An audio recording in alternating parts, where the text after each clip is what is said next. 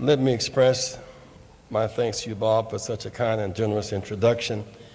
I would ask us, before I share with you the 9 firemen whose lives were lost in Charleston, South Carolina today, in their line of duty for those distressed families who often risk so much and have so little. Let's stand and bow our heads in prayer for those families today.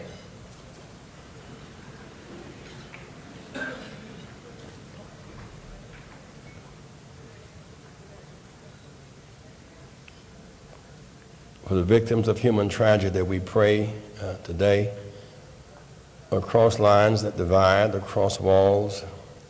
We build bridges of hope today to the end that we might all be spared. Would you be with these families who lost their loved ones in the fire? Give them the hope that sustains them during this tragic hour. Amen. I want to express my thanks to Bob Borsage and Roger Hickey and the Campaign for a Future American. As I observe you here today, I submit that our challenge is not so much a generational gap or even a racial gap as much as it is an informational gap. When the plant gates close and the lights are turned out, you try to survive without health insurance. We all look amazingly similar in the dark. At that time, the issue is not young and old, or black and white. It's dark and light. We need the lights turned on. I look forward to the day when the America's future, those who want to take back America and the rainbow, can have a joint conference. We share so much in common. And we come together, we win great races.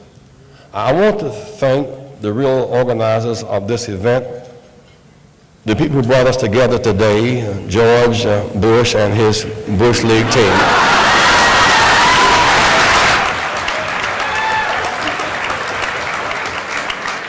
Who have brought us back together, rekindle our fighting spirit. They've got us working together again.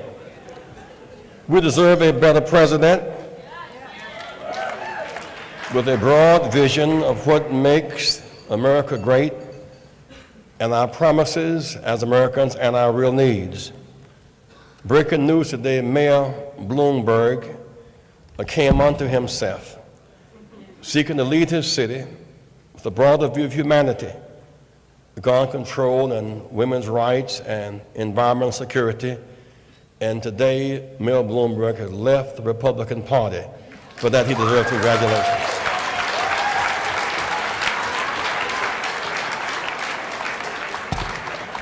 I'm often asked the question, what time is it and who are we?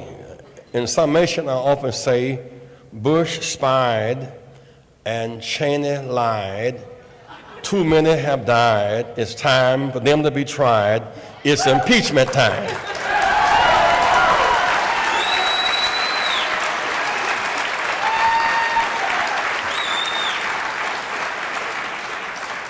A generation ago, we embarked on an incredible journey together, a journey that changed our party and changed America.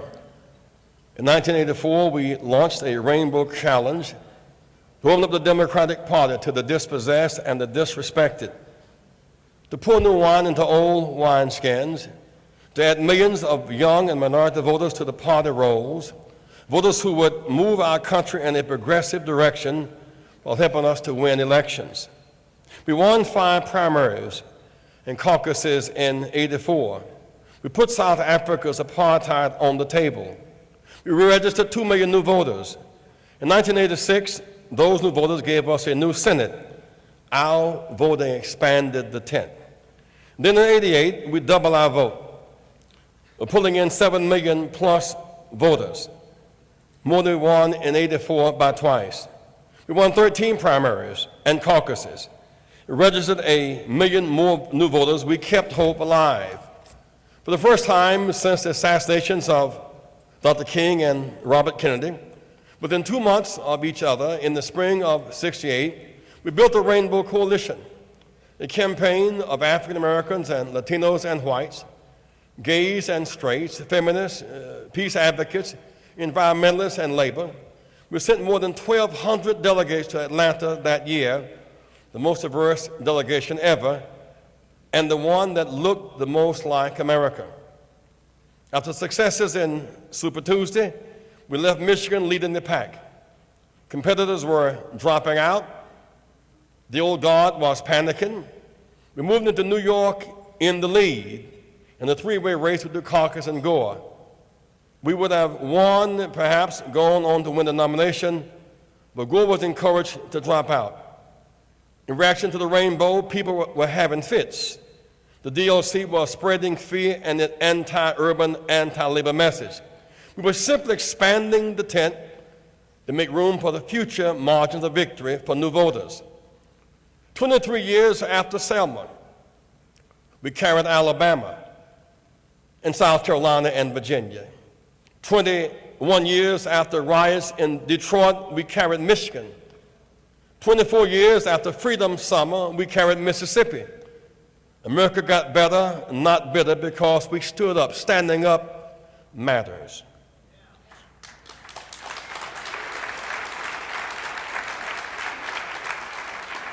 Without vision, the people perish.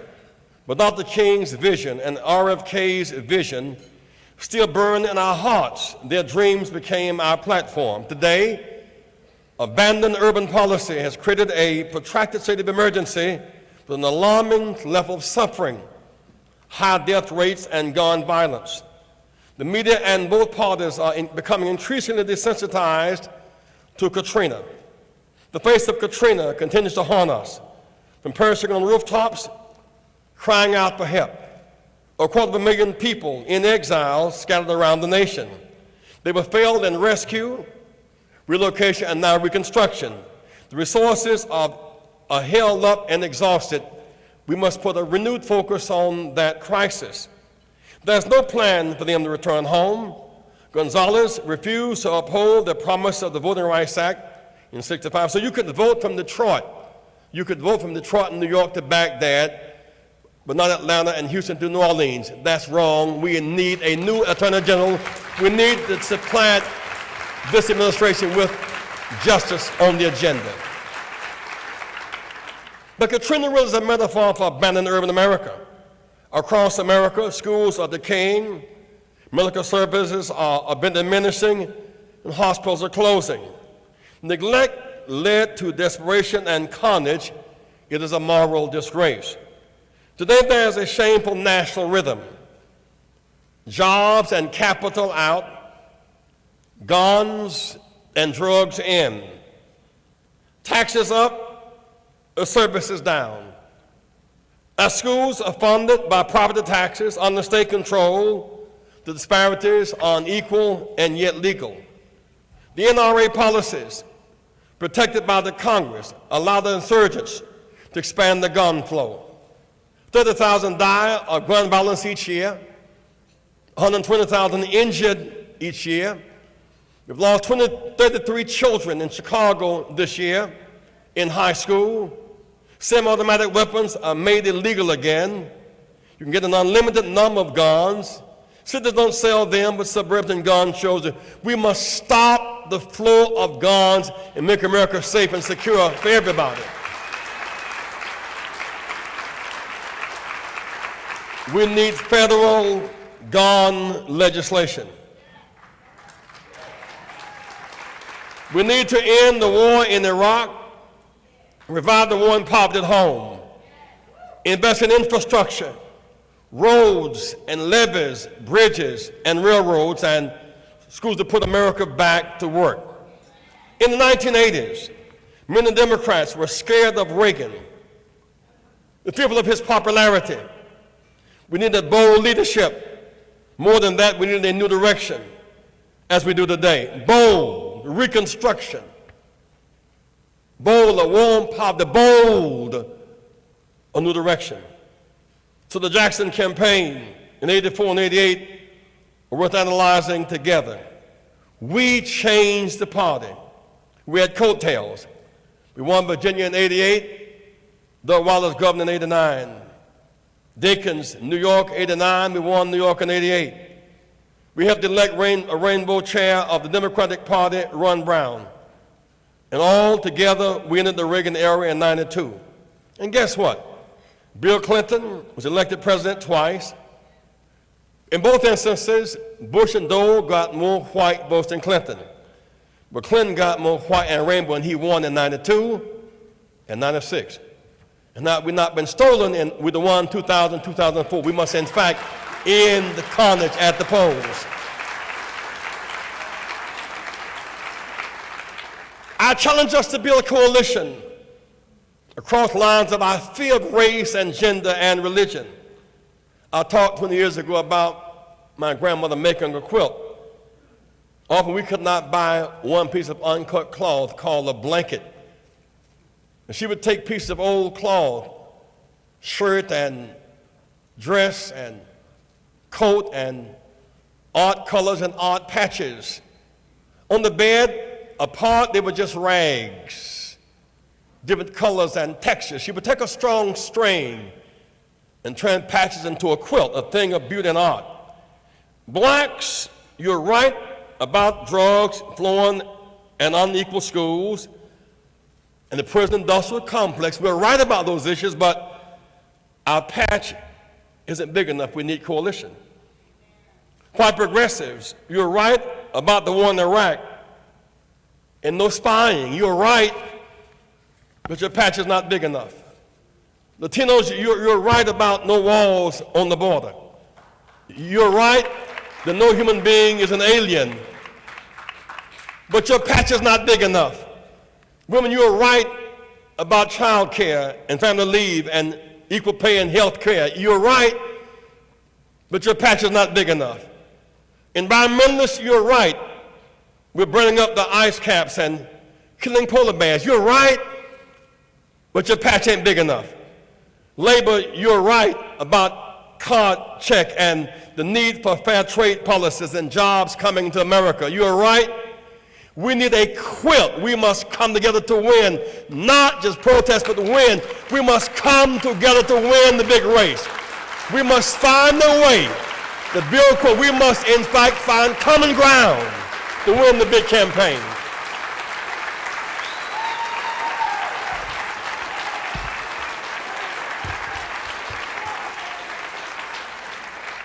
We must have our own coalition, our own agenda. We must whiten the face of poverty. Whiten the face of affirmative action. I've seen young white women in Michigan on athletic scholarships voting against affirmative action. And they were on Title IX scholarships. I've seen whites in Appalachia without a job, fighting for a tax cut for the wealthy, poisoned by race. John Kennedy once held up a black baby in his arm in Harlem. The press dismissed it as, well, that's what liberals do. He's from Boston, he talks funny, he reaches out to Adam Powell. His holding up a black baby who was poor was dismissed. But Robert Kennedy held up a white baby in his arm in West Virginia. That baby's tears and bloated belly caught America's attention. We must be smart enough to whiten the face of poverty. Most poor people are not black. They're not brown. They're white. They're female, they're young, but they're all God's people. We must build a coalition based upon racial justice, gender equality, and workers' rights for all of God's children.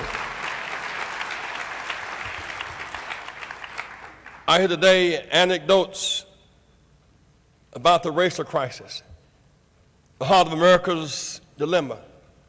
Yes, Tiger Woods and Venus and Serena Williams and the ball players are doing well, and so some want to use anecdotes to say we're doing better. There is a surge of better, but there's a powerful undercurrent. Blacks today are number one in baseball, football, basketball, but number one in the poverty rate.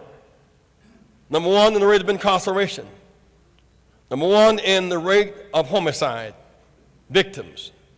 Number one in victims of hate crimes. Number one in mortgage denial rates, in obesity and diabetes rates. Number one in teachers in neighborhood classrooms with less than 3 years experience. Number one in the death sentence, in the unemployment line, in percentage of Americans who do not have health care. Unless we lift the boats to the bottom, we will not survive. We must lift all the boats. We all must fight together. When we fight together, we all win. We must have another Kerner report and lift all boats. We all matter. We cannot win without it. We cannot win without each other. It's about voting rights. If you vote and your vote does not count, you cannot win. And so we won by registration in 92 and 96. Republicans won by nullification. And that is why Gonzales is in trouble today, fighting for people to be officials of the law and not enforce. We enforced Voting Rights Act in 2008.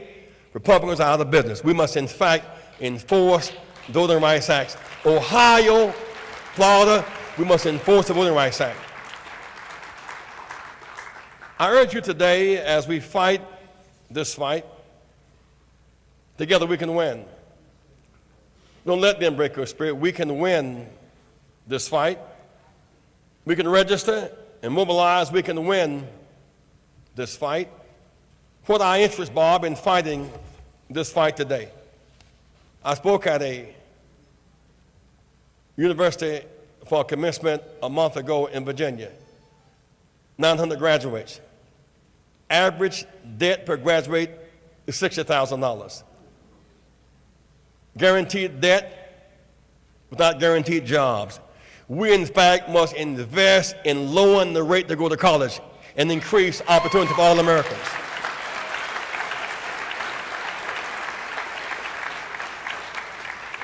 We must believe that we can do it.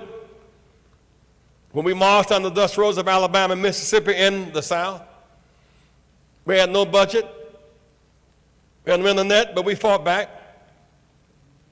Women did not have the right to vote, but we fought back. When the jails was commonplace, we fought back. Racists could not freely associate, but we fought back. Rural blacks faced intimidation and poll taxes. We fought back. Today, if we have the will, we have the power to fight back. It was an impossible dream. It was morally right. And they kept their eyes on the prize until they did it. Don't let them break your spirit. Win big elections by big dreams. Kennedy beat Nixon by 112,000 votes. Less than one vote per precinct. When we fight back, good things come our way. Kennedy and King killed in 68, and Nixon won by 500,000 votes. We dropped our baton. We don't fight back, we lose. In 76, Carter won by 1.7 million. When we fight back, we win. In 92 and 96, our vote put Bill Clinton over the top to defeat Ford and Dole. We fight back, we win. In 2000, in Florida, the election was stolen. In 2004, in Ohio, was stolen. When we fight back, we always win. Don't let them break your spirit.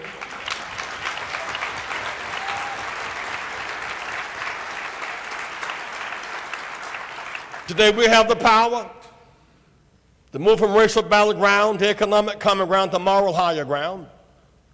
Today, while we have outstanding candidates running in our party for independent Democrats, it's not only who's running, but what is the agenda?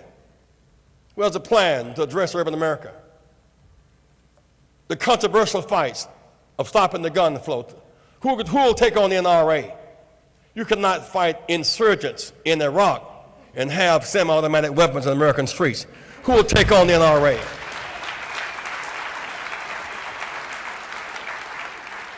Today we have the power to change our conditions, to change our destiny. We have the power to force regime change at home. At the ballot box, we have the power to create a groundswell for a new direction at the ballot box. And Bob, it gets dark sometime. We get dispirited sometime, but don't let them break your spirit. When our minds are made up, great things come our way. What it is, Valerie Luizzo dying on the highway in Alabama. Our shed blood is non-negotiable for our coalition. Well, Swanda training Goodman in the Sweltering heat of Mississippi. When blacks and Jews find common ground, we always win, at the expense of our martyrs. When Chavez fights in the fields of California, we join him. The poor of America win. Don't build walls to our neighbors, build bridges. We come together, we always win. Bridges over walls. Young blacks must learn to speak Spanish. Young Latinos must learn to speak English. One of the largest cities, the majority of black and brown, let's talk to each other. Let's talk it out and not fight it out. So stand up together. This is America. We are America's future. It is our hope eternal that will make America better. It gets dark, but the morning cometh. For those of us who believe the Lord is our light and our salvation, whom shall we fear? Don't let them break your spirit. If the parents of those at Columbine didn't give up, we can't give up now. The coal miners didn't give up, we can't give up now. And those who picked the cotton in the Southern Songs of the South didn't give up, we can't give up now. And those who lost their lives in Iraq in that madness, if they didn't give up, we can't give up now. Don't give up, stand up, fight back. This land is our land. We're in, Bush is out. Keep hope alive. God bless you.